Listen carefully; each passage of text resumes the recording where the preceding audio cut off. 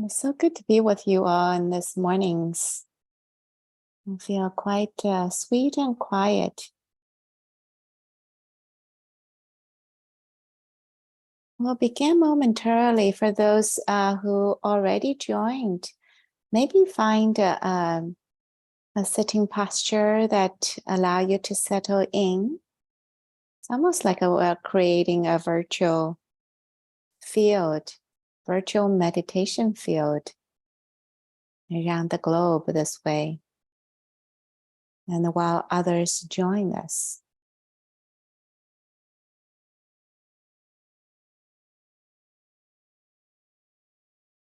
So this week, we are meditating with the theme of stillness and movement. And so yesterday we started with stillness and movement in the body.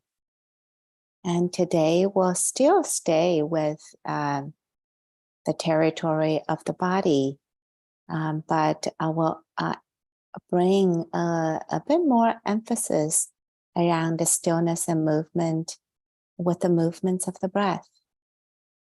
And so that's what we will be doing today. And so if you're ready, please join me and we'll begin.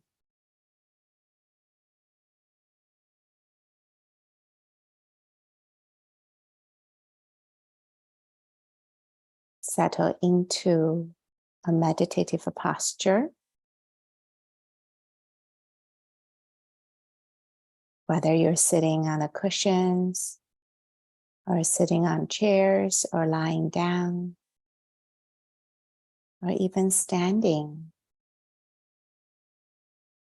Enter into the posture.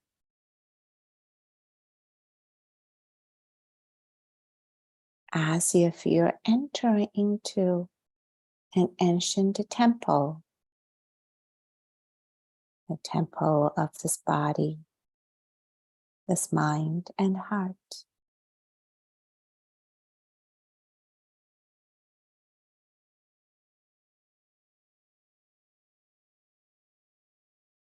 Maybe just the word temple already evokes some felt sense in the body, in the heart.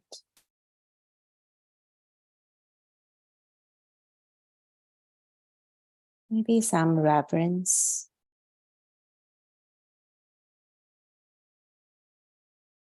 tenderness, and the quiet.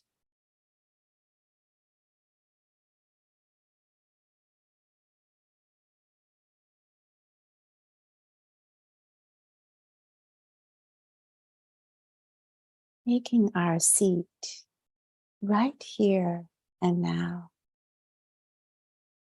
in this body, in this mind and heart.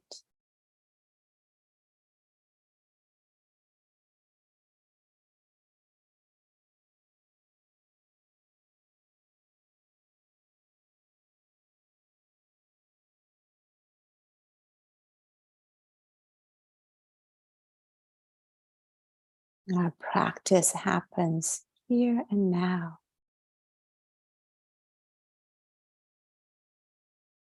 And our life happens here and now.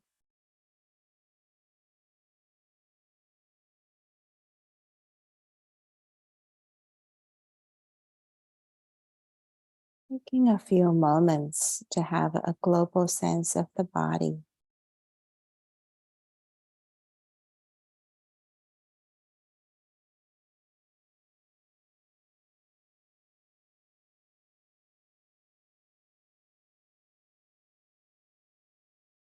A sense of this earthy body resting on earth.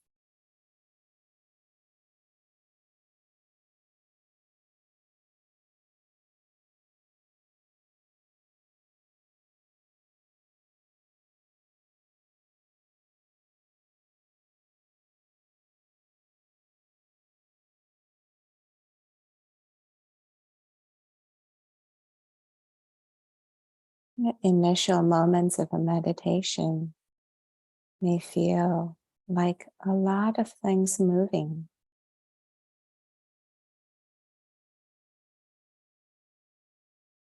Energy in the body, still bouncy.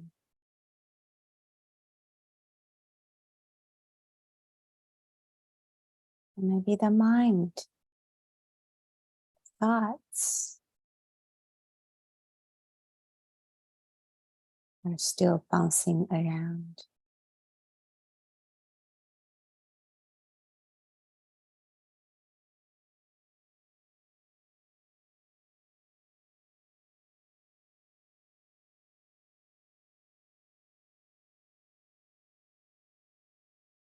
No problem. Make space to allow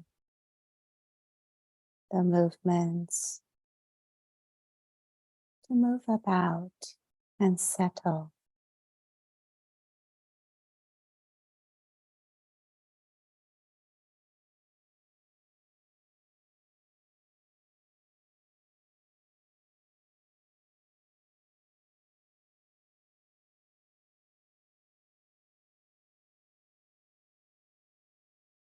Tuning in to the earth element in the body,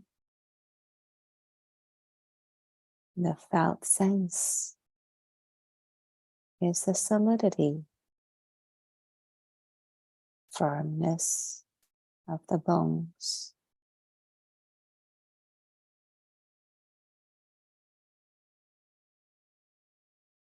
Heaviness,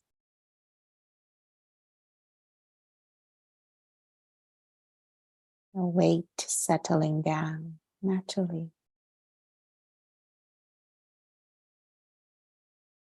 Giving to the wonders of a gravity. Nothing to do.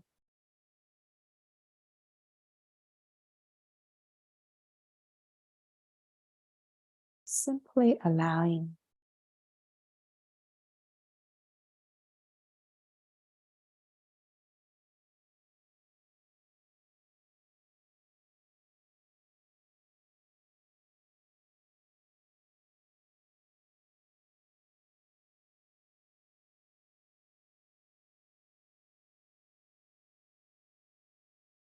The earth element is grounding,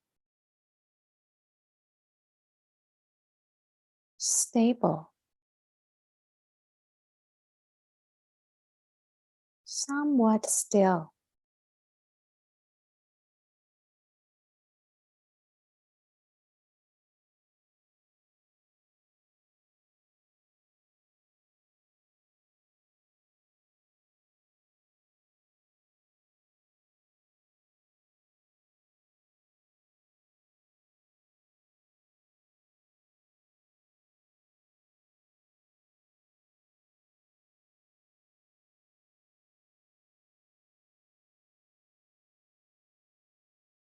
Nature of the earth element is to stabilize the body. And feel the whole body sitting like a mountain.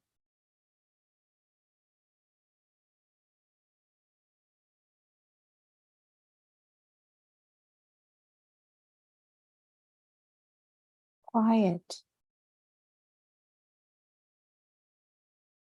and still.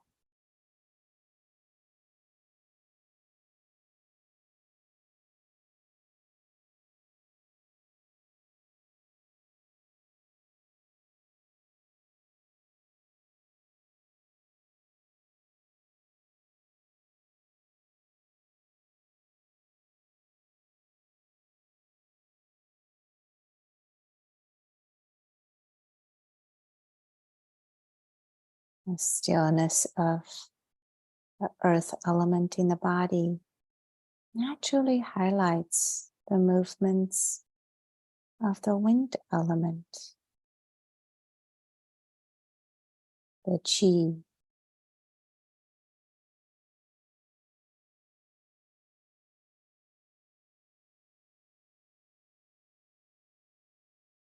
breath,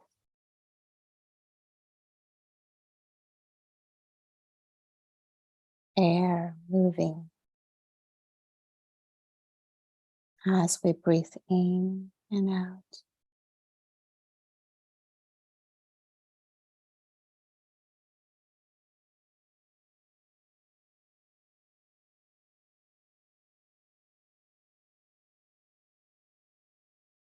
And open the field of awareness to receive the movements of the breath.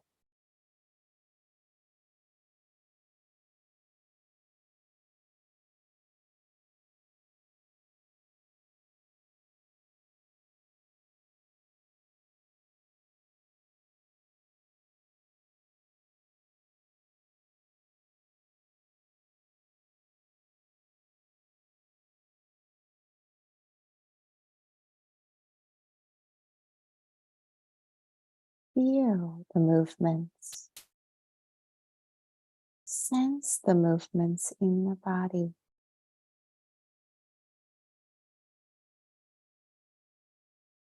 Torso expands, contracts.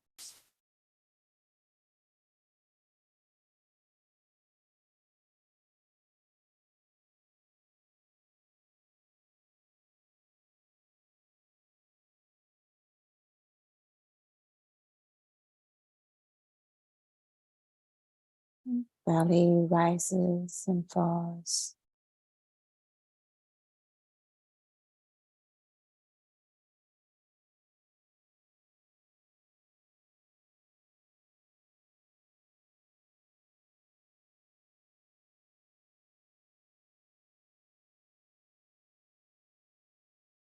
You may also notice the broader field of movement in the body.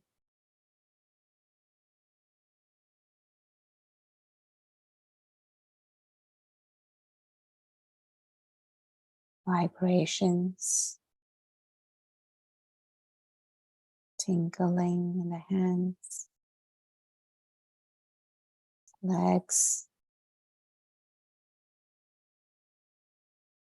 a live body.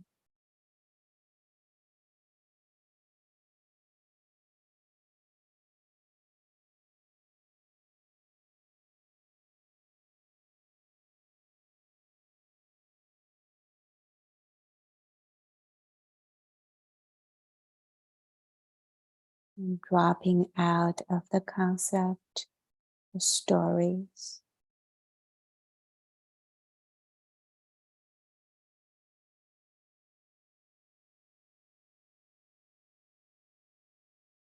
feeling and sensing the dance of the alive body.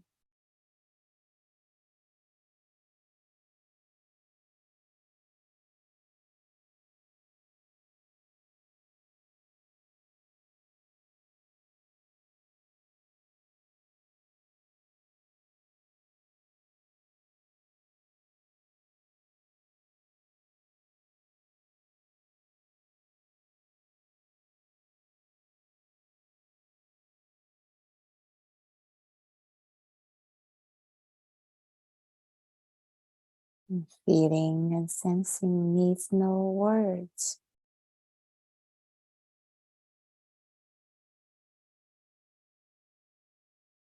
There is a inner quiet, simply staying with the flow of movements.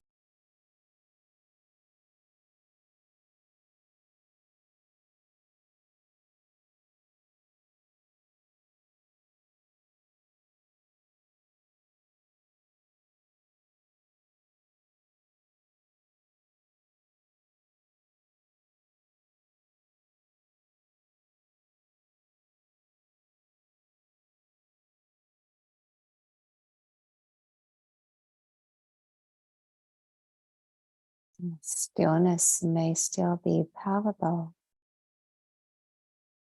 present.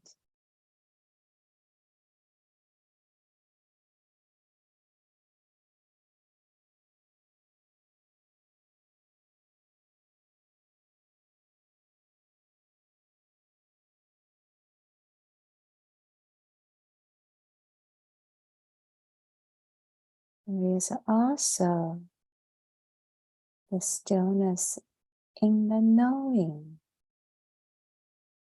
of the embodied experience.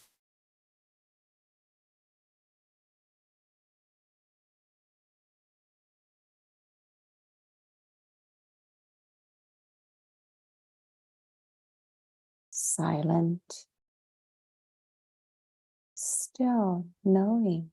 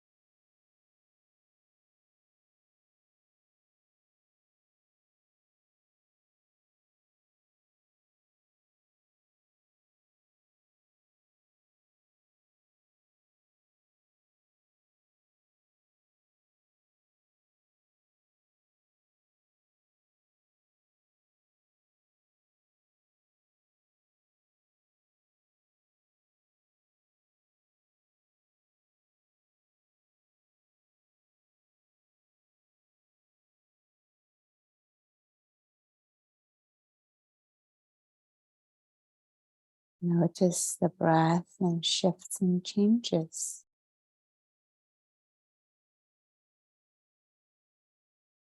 And sensations,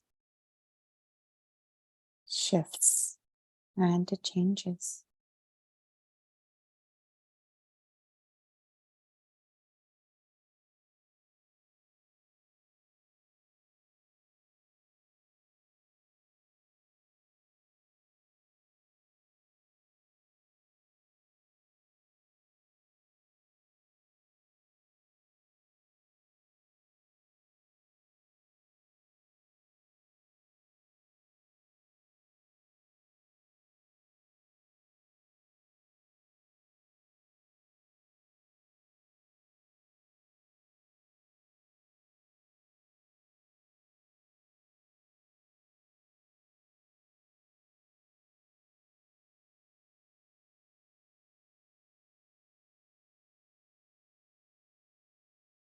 There is a stillness in the body,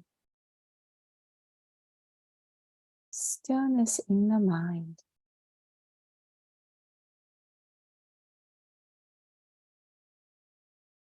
And there is movements in the body and movements in the mind.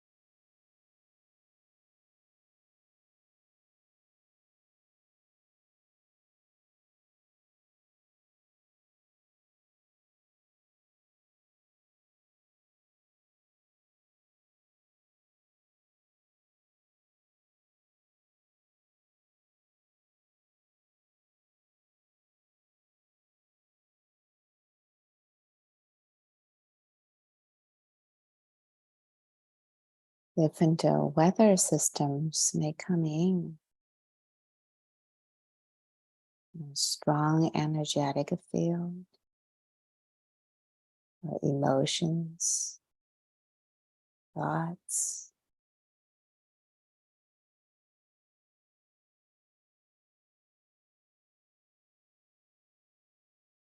receiving, receiving with a kindness,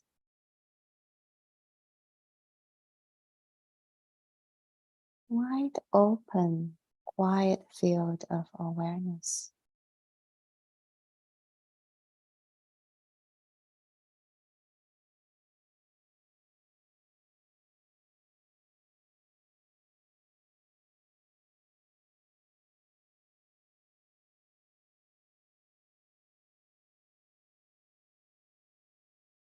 Pleasant, unpleasant sensations may come in.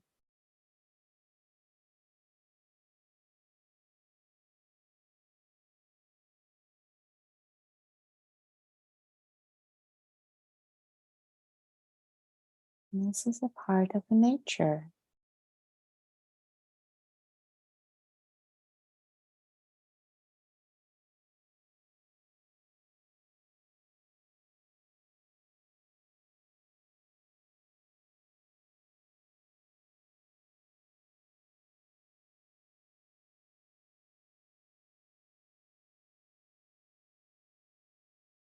Being available to our lived experiences with a kindness, kind attention.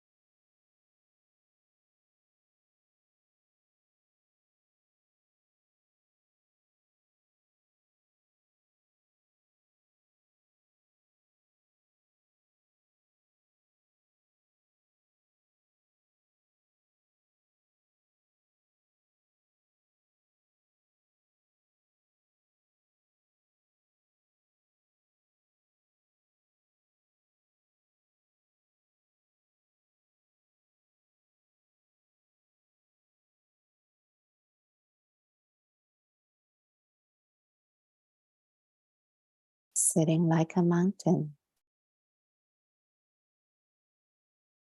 a life mountain.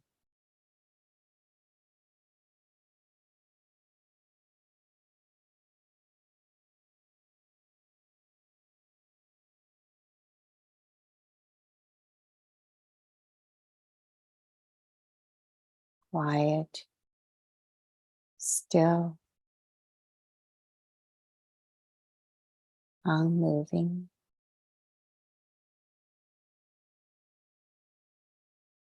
While the sensations in the body hums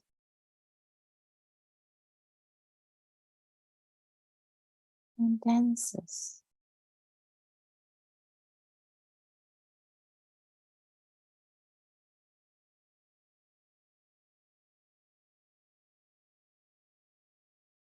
Maybe there is a sense of awe,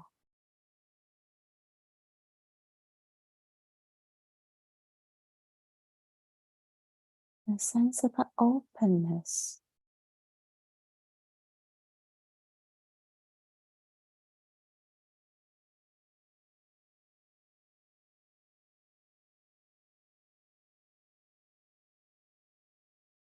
The very body, nature, simply resting in itself.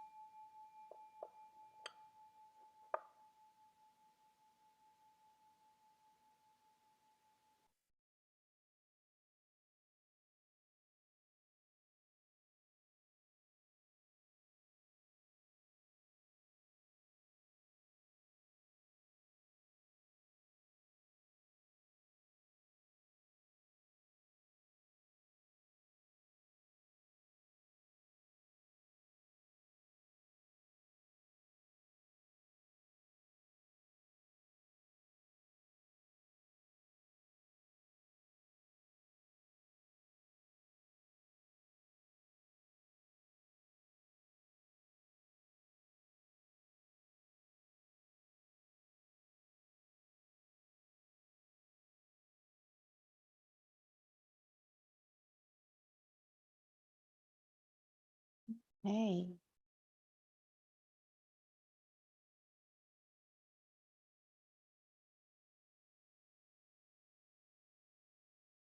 I'm so happy to be with you. So this week, I've been reflecting about the great women disciples of the Buddha. We started yesterday with Patichara. So someone who we feel, I guess, I feel some kind of affinity with. And today, I brought another great disciple of a woman disciple of the Buddha. And she's very different from Patichara. And her name is Bada Kundalakisa. Not particularly well known, maybe, in our scene. But I found her story quite interesting, maybe fun. And so I thought I'd bring someone who's a little different today. And so Bada is this woman's birth name. Bada was also born out of somewhat of a wealthy family. And this part of the story may be a little similar to Patichara. When she was young, she fell in love with a thief, maybe very attractive thief. and she was said to be quite attractive as well. So she fell in love with a thief, a Brahmin thief, and she insisted to marry the thief. And even though out of a lot of despair, the parents, I guess, she's very stubborn. And so they decided, okay, all right. And so they did get married. But after not very long after the marriage, the thief husband has stealing habit. And so this came up again. And so he's been scheming to try to steal all of the jewelries and valuables from Bada. And Bada probably didn't realize this would happen, even though they married into kind of a well-to-do family. There's no need to do that. So she didn't think this would happen.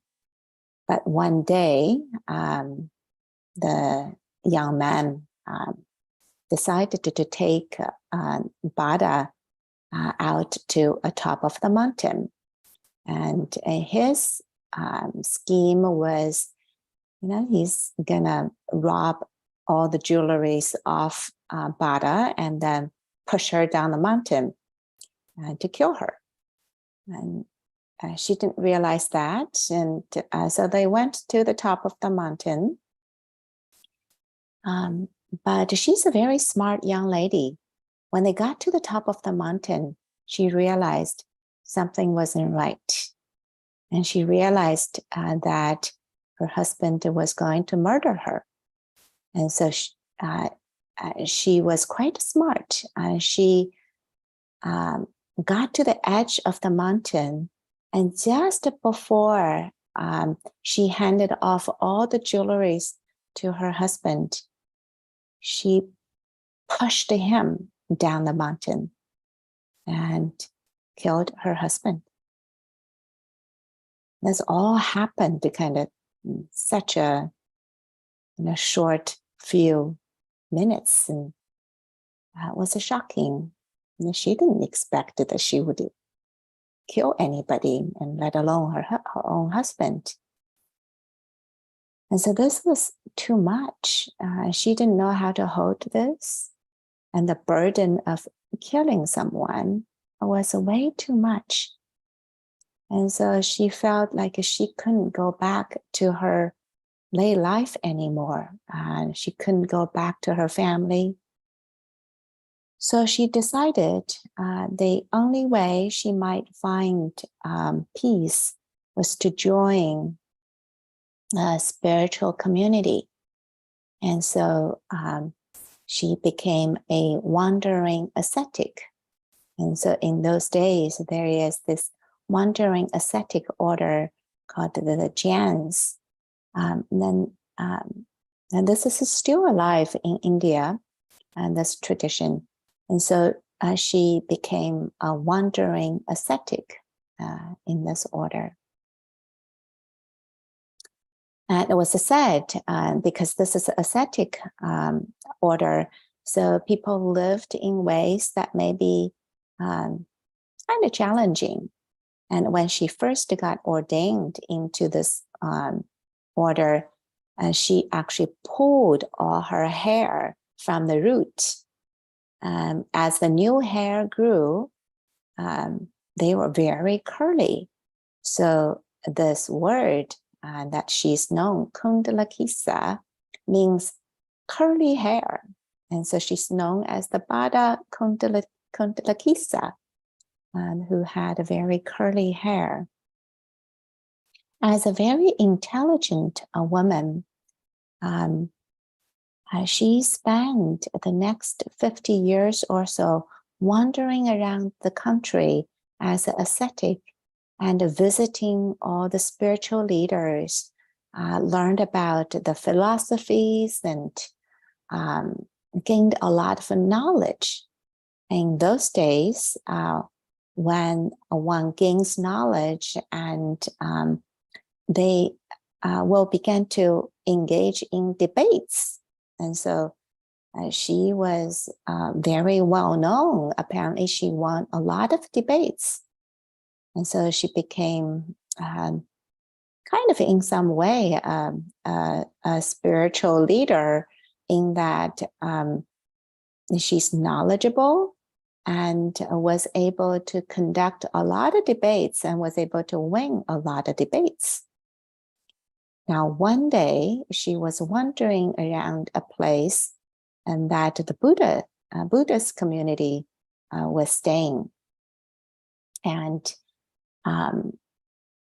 she met Sariputta. Sariputta was a chief disciple of the Buddha, who was known to have a very analytical mind. Very, I guess it also means that he's probably good at debates too. And so Bhatta and Sariputta got into a debate. And during this debate, Bhatta Kundalakisa asked all the questions to Sariputta, and Sariputta was able to answer all of them. And she ran out of questions to ask in the end. And this was kind of unheard for her. And so she didn't know what to do. And Sariputta decided, I'm going to ask her a question. And so Sariputta asked her this question: what is the one? I suppose this is one of those kind of quite maybe philosophical and abstract question. And Bhatta Kundalakisa knew somehow, she does have this kind of a sense that she knew the standard answer, like the God, the infinite, the Brahma, just wouldn't cut it. But she didn't know how to answer it. She didn't have the answer.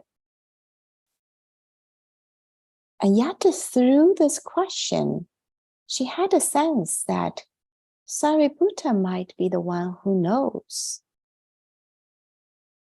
And because at this time, it's clear that even with all this 50 years of wandering around, being famous and able to debate a lot of people, she still hasn't really found complete peace in her heart. So she asked Sariputta whether Sariputta would be her teacher. Sariputta pointed her to the Buddha instead. And so she went to see the Buddha, and the Buddha preached the Dharma to her. In the recount of this part of the story in the Legends of the Terries that I began to read yesterday, the Bhatta Kundalakisa said this: Buddha preached Dharma to me, the aggregates, the sense fields, and elements. The Buddha taught unpleasantness, impermanence, dukkha, and not self. It was said that Bhatta, just like the other wandering ascetic that's known as a Bahiya, who was the foremost among the monks, who was able to get to the Buddha's teachings very quickly. And she was the foremost among the female disciples with the same kind of quality. So just with this teaching, she was able to understand something deeply and very quickly. And at the end of this encounter with the Buddha concluded their conversation with this verses. And he said,